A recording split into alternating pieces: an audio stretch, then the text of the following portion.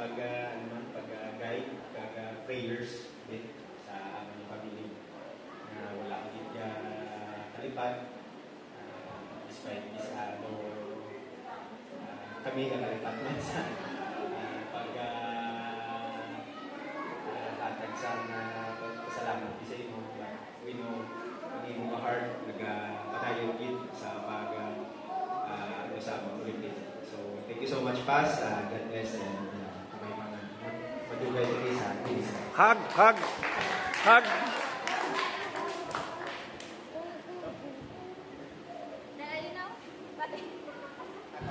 Hello, Pastor Bong. Di ba? Makambal ako. Yeah. Okay. So, I really thank the Lord for giving you sa sitting at church. Nga ikaw ang pastor diri. Nga bisalulo kami ka mga hindi ko maintindihan ko na anong description din namin. Pero ang patience is extending. Kaya na-surprise ka din sa amin sa setup sa church ay very unusual at hindi ako paramo sa ibang reformed churches. But thank you nga naka-adapt ka. Salamat din sa pag-antos mo sa mga bagay. And we know ka dapat desire mo. But ang ay mo, magpapagdala mo nga isa lang mga hindi siya malibad. Pero damo, hindi mga ginapag-atubang na sa mga kadadlaw. Pero sama nga upod kami sa imo nga pagservisyo sa Ginoo. Salamat sa imo nga paubos sa Singina Church. Kabayan na kami mag-ignore sa mas madamo pa rin.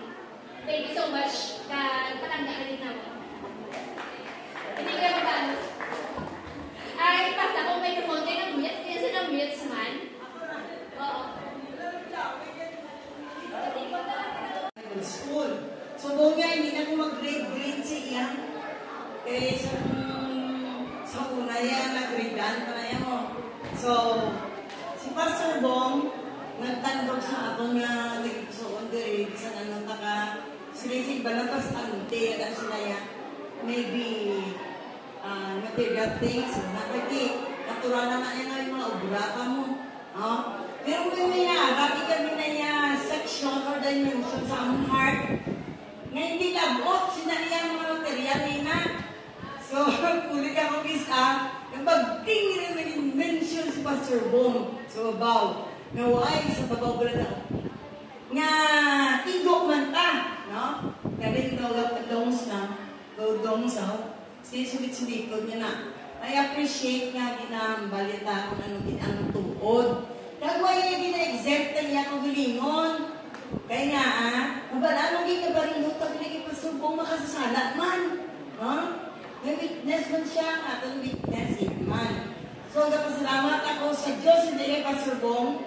kaya ang Diyos hindi ang buot, hindi sa masubong buot, ang Diyos kagintagaan niya ka, Pastor Bong. So, God loves us, and in fellowship, bisa ano ay kami nag-increase gid, noticeably, sa quantity, pero hindi mo napadamdam mo. Kung si Brother Early, yati ang mga bakante, mga anghel na niya, filled and occupied. Pero sa kay Pastor Bong, hindi ka pwede ka palagyo. May ginambal na siya na amot lang na-feel nyo na pabigyan sa imo. Ikaw lang isa, in your private moments, in your prayer, imo madumduman. Kaya hindi something. For elevating your church or completing Lord its ministry or Prophet Christian King. I-complete niyo Lord ang Ingat Church in the person of Pastor Bong. For so many years, Lord, may lang po ang sa Lord niya ministry. We are so thankful, Lord, for sending him sa Ebenezer.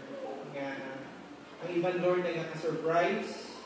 Ang ibang Lord, maybe they are jealous of Pastor Bong. But we as Ebenezer people, Lord, we are so thankful nga ikaw, Lord, na ipadala sa inyong tao to complete your ministry sa inyong church. I pray for more strength, wisdom, and courage, Lord, to face some trials and challenges ahead sa iyong pagkabuhi sa iyong ministry, Father. Kabay, Lord, nga He will totally adapt the culture of Ebenezer, Lord, nga hindi taman structured, but full of surprises.